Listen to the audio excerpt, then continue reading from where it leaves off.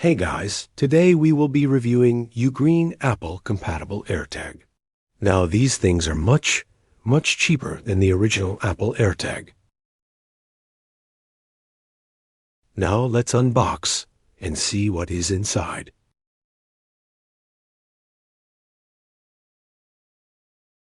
To start using UGREEN AirTag, pull off the battery connector and start up FindMy app on your iPhone. Take note, to add the UGREEN AirTag, please do not use Add AirTag on FindMy. You should be using Add Other Items. On FindMy, you should be able to connect to it then.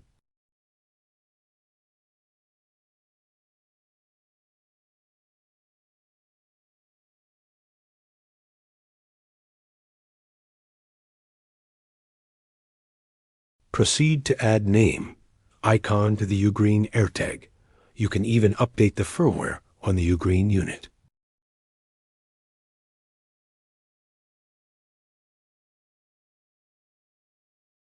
We have used the UGREEN unit for a few weeks now.